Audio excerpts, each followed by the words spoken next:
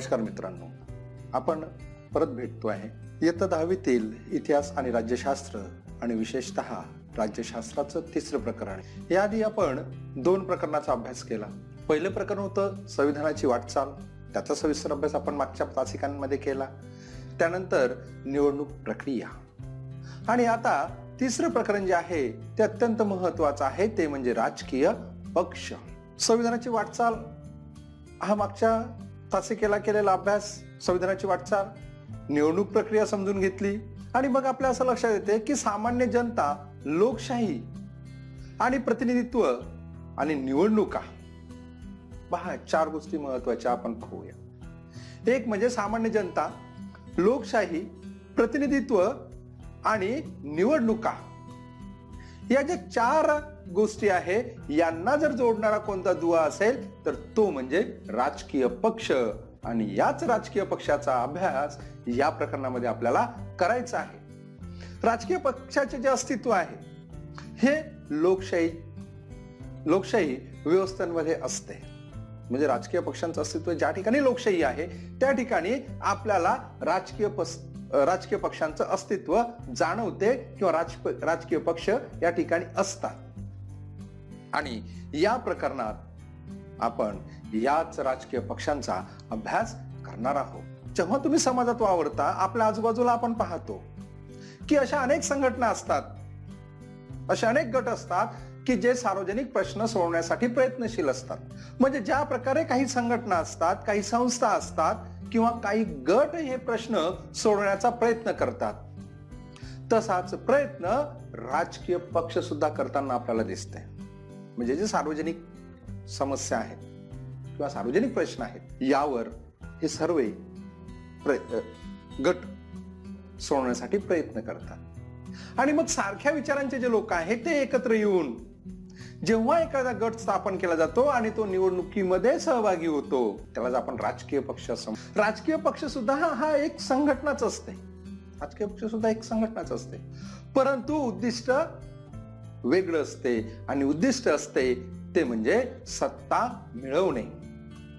हे उद्दिष्ट या राजकीय पक्षाचं असलेलं आपल्याला दिसतं. आता राजकीय पक्षाचा अभ्यास करत असताना सर्वात प्रथम आपल्याला अभ्यास करावा लागेल तो म्हणजे राजकीय पक्षाची जी वैशिष्ट्य आहे त्या वैशिष्ट्यांचा या ठिकाणी आपल्याला अभ्यास करणं फार महत्वाचं आहे. राजकीय पक्षाचं पहिलं उद्दिष्ट आपल्याला दिसते किंवा आपल्याला पहिलं वैशिष्ट्य दिसते ते म्हणजे सत्ता मिळवणे. सत्ता मिळवणे हे राजकीय पक्षाचं पहिलं उद्दिष्ट आहे. अनेक राजकीय पक्ष एकमेकांशी स्पर्धा करतात आणि सर्वांचा हेतू एकच असतो, तो म्हणजे सत्ता मिळवणे. दुसरं वैशिष्ट्य आपल्याला दिसते विचारसरणीचा आधार. प्रत्येक राजकीय पक्ष काही धोरणांचा, विचारांचा पुरस्कार करत असतो आणि या विचारांना धरूनच सार्वजनिक प्रश्नाबाबत विशिष्ट भूमिका मांडत असतो. प्रत्येक पक्ष धोरण असेल, विचार असेल, या विचारांचा पुरस्कार करून जे सार्वजनिक प्रश्न असतात त्या सार्वजनिक प्रश्नासंदर्भात विशिष्ट भूमिका घेत असते. त्यालाच पक्षाची विचारसरणी आपण म्हणतो. आणि या विचारसरणीवरूनच पक्षाचा जनाधार ठरत असतो किंवा या विचारसरणीच्या आधारावरच पक्षाला जनाधार मिळत असतो. त्यानंतर आपल्याला दिसते की पक्ष कार्यक्रम हे सुद्धा राजकीय पक्षाचं वैशिष्ट्य आहे. विचारसरणी प्रत्यक्षात आणण्यासाठी राजकीय पक्ष त्यावर आधारित कार्यक्रम तयार करतात. म्हणजे विचारसरणी प्रत्यक्षात आणण्यासाठी राजकीय पक्ष त्यावर आधारित कार्यक्रम तयार करतात. सत्ता मिळवली की त्याची अंमलबजावणी करतात. म्हणजे जी विचारसरणी आहे त्या विचारसरणीच्या आधारावर सत्ता मिळवणे आणि सत्ता मिळवली की मग ती विचारसरणी प्रत्यक्षात आणणे, त्याची अंमलबजावणी करणे. आणि जर का सत्ता मिळालीच नाही तर त्याच कार्यक्रमाच्या आधारे लोकांचा पाठिंबा मिळवण्याचा प्रयत्न करणे. जेव्हा तुम्हाला सत्ता मिळत नाही, मग जेव्हा हे पक्ष विरोधात बसतात, विरोधी पक्ष म्हणून काम करतात, तेव्हा आपल्या विचाराला धरूनच ते आपली सत्ता मिळवण्याचा प्रयत्न करतात किंवा आपल्याला जनाधार मिळवण्याचा प्रयत्न करत असतात. त्यानंतरचं चौथं वैशिष्ट्य आपल्याला दिसते ते म्हणजे सरकार स्थापन करणे. एक विशिष्ट कार्यक्रम घेऊन, विशिष्ट उद्दिष्ट घेऊन हे राजकीय पक्ष निवडणुकीत समोर जातात.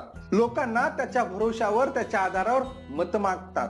आणि मग जर का या पक्षाला, राजकीय पक्षाला निवडणुकीत बहुमत मिळाले तर तो पक्ष सरकार स्थापन करतो आणि सरकार स्थापन केल्यानंतर मग राज्यकारभार करतो आणि आपण दिलेले वचन, आपल्या पक्षाचा जो कार्यक्रम आहे तो प्रत्यक्षात त्याची अंमलबजावणी करण्याचा प्रयत्न केला जातो.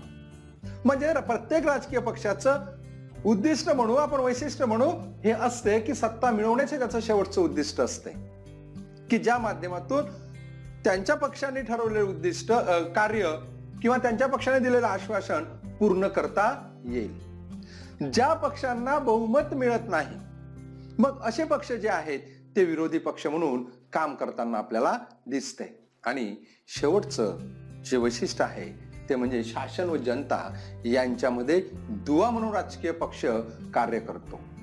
राजकीय पक्ष शासन आणि जनता यांच्यातील दुवा म्हणून कार्य करताना आपल्याला दिसते.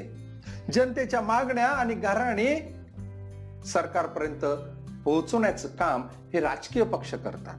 आपल्या विचारसरणीला धरून हे पक्ष ज्या काही समस्या असतील, लोकांची गाऱ्हाणी असतील, हे सरकार पुढे मांडण्याचं काम जर कोण करत असेल ते राजकीय पक्ष करताना आपल्याला दिसते. म्हणजे अशा पद्धतीनं सत्ता मिळवण्यापासून ते जनता आणि शासन यांच्यातील दुवा असेपर्यंत ही वैशिष्ट्य आपल्याला कोणाची दिसतात? या राजकीय पक्षाची वैशिष्ट्य आपल्याला दिसते. मग भारतात हे जे राजकीय पक्ष आहे या पक्षाचं स्वरूप स्वातंत्र्योत्तर काळानंतर बदलत गेलेलं आपल्याला दिसते. कसा बदल झाला ते आपण पाहूया. आपल्याला असं दिसते की स्वातंत्र्योत्तर काळात जवळपास स्वातंत्र्योत्तर काळात म्हणजे स्वातंत्र्य मिळवल्यानंतर जवळपास संपूर्ण भारतात राष्ट्रीय काँग्रेस ज्याला म्हणतो आपण, याच पक्षाची सत्ता होती. कारण भारताच्या राजकारणावर याच पक्षाचं वर्चस्व होतं. कारण स्वातंत्र्य मिळवून देण्यात राष्ट्रीय सभेचं महत्वाचा वाटा होता. त्याच कल्पनेने किंवा त्याच आधारावर या राष्ट्रीय काँग्रेसला जनाधार होता. म्हणून स्वातंत्र्योत्तर काळात जवळपास 1977 पर्यंत एक प्रबळ राजकीय पक्ष म्हणून राष्ट्रीय काँग्रेसनं कार्य केलं किंवा सत्ता भारतातली सांभाळली. सर्व सत्ता त्यांच्या हाती तेव्हा होती, सत्तेत तेच होते. कारण एक प्रबळ पक्ष म्हणून स्वातंत्र्य काळात उदयास आलेला हा पक्ष होता. मग या प्रबळ पक्षाला 1977 मध्ये काँग्रेसेतर जे इतर पक्ष आहेत, छोटे मोठे पक्ष एकत्र आले. आणि ही घटना केव्हा घडली? जेव्हा भारतात राष्ट्रीय आणीबाणी लागली होती तेव्हा. ज्यावेळेस इंदिरा गांधी पंतप्रधान होत्या आणि त्याच वेळेस त्यांच्या विरोधात काँग्रेसेतर पक्ष जे आहेत छोटे मोठे एकत्र आले आणि पहिल्यांदा भारतात सत्तांतरण झालेलं आपल्याला दिसते. ते वर्ष होतं 1977. मग त्यानंतर परत परिस्थिती बदलली आणि 1989 नंतर भारतात तर राजकारणात कुठल्याही एका पक्षाला, राष्ट्रीय पक्ष म्हणून जे मोठे पक्ष आहे त्या कुठल्याही एका पक्षाला सत्ता मिळवता आलेली नाही. एका पक्षाचं कुठेही वर्चस्व राहिलेलं आपल्याला दिसत नाही. अनेक छोटे मोठे पक्ष एकत्र आले आणि सरकार स्थापन केलं गेलेलं आपल्याला दिसते.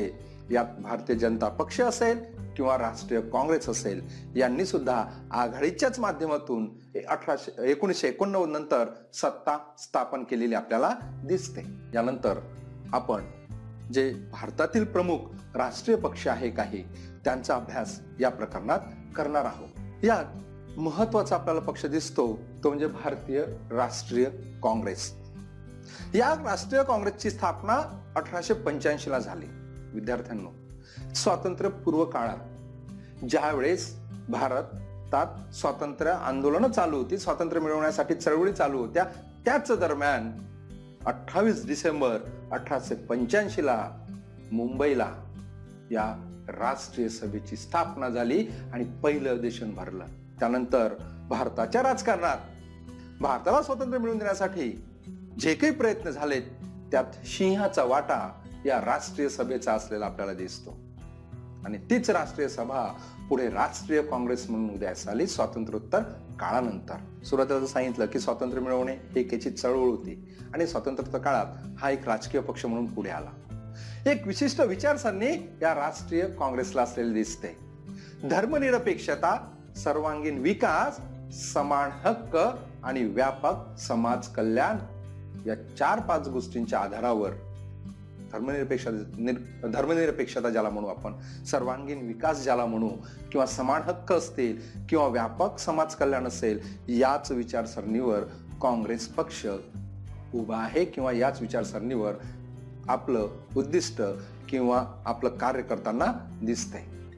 मग राष्ट्रीय सभेनंतर, या काँग्रेस नंतर परत एक महत्वाचा पक्ष आहे ज्याला भारतीय कम्युनिस्ट पक्ष आपण म्हणतो. याची सुद्धा स्थापना स्वातंत्र्यपूर्व काळात झालेली आपल्याला दिसते. 1925 मध्ये भारतीय कम्युनिस्ट पक्ष स्थापन झाला. हा पक्ष मजूर, कष्टकरी वर्ग, कामगारांच्या हितासाठी कार्य करणारा होता.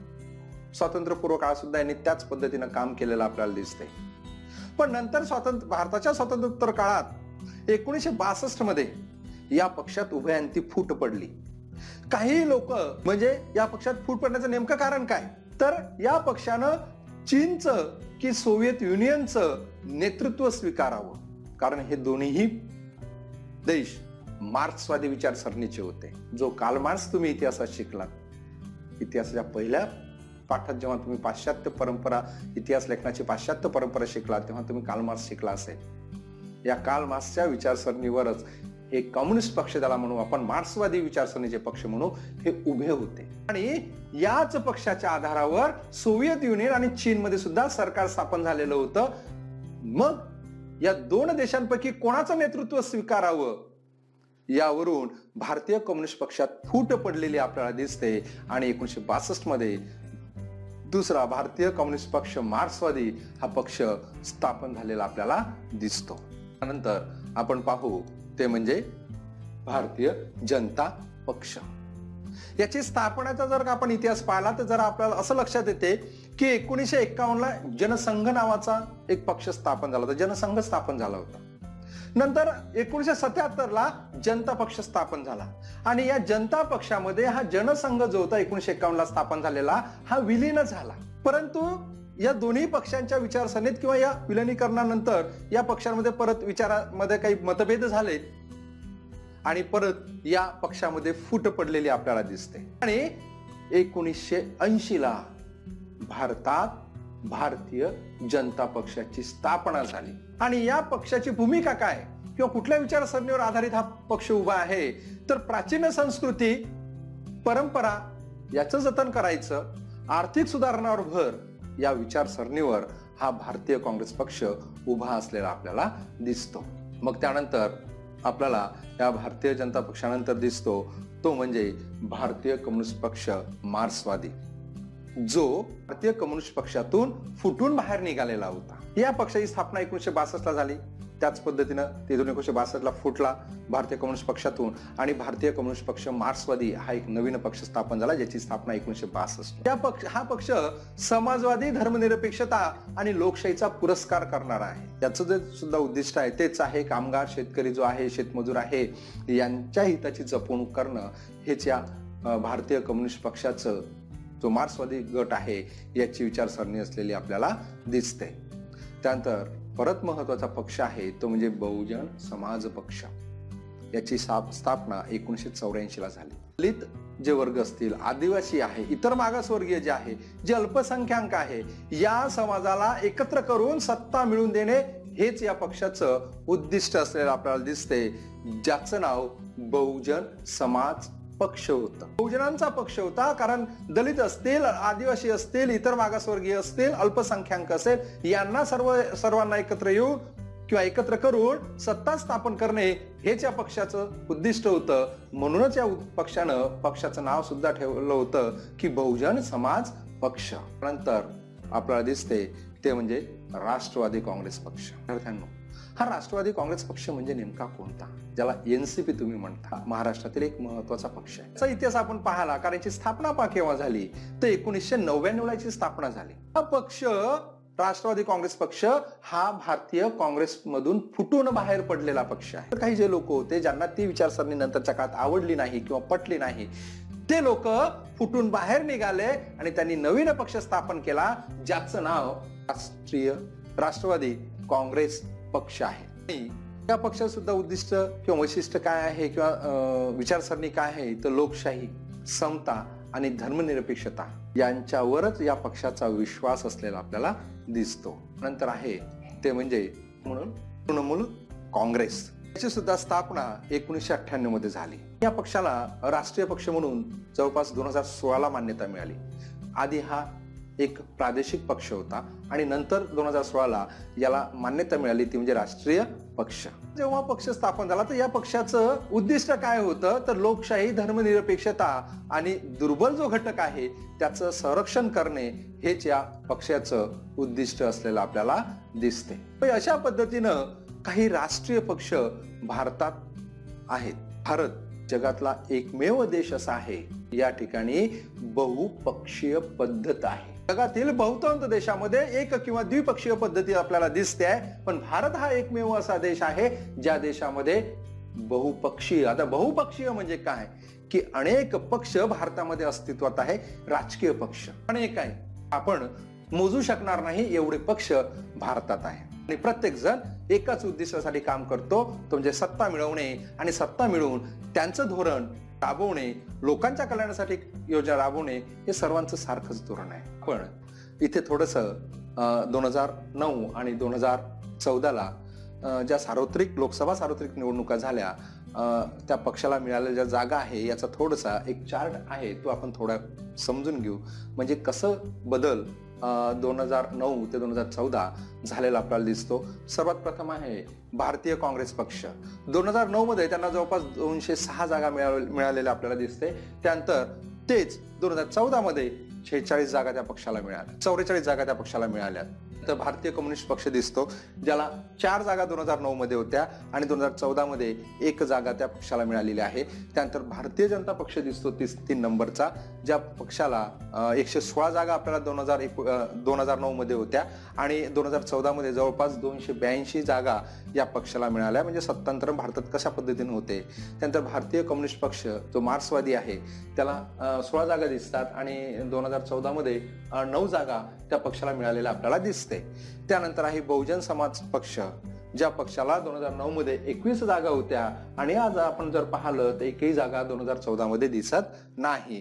त्यानंतर राष्ट्रीय काँग्रेस जे आहे ते 2009 मध्ये 9 जागा दिसते आणि आता जर आपण पाहिलं तर आता तुम्हाला किती जागा दिसत आहेत, फक्त 6 जागा या पक्षाला मिळालेल्या आपल्याला दिसत आहेत. म्हणजे अशा पद्धतीनं आपल्याला राष्ट्रीय जे पक्ष आहे त्याचा जो कार्यकाळ आहे, त्याचा जो इतिहास आहे तो कसा होता किंवा कशा पद्धतीने ते कार्य करते आहे या ठिकाणी आपण शिकलो. विद्यार्थी मित्रांनो, ठिकाणी आपण थांबूया आणि परत जे काही पुढचे मुद्दे आहे ते घेऊन परत आपण भेटू. नंतरच्या तासिकेत समोरचा जो भाग आहे प्रादेशिक पक्ष वगैरे हा पुढच्या तासिकेला आपण शिकू. धन्यवाद.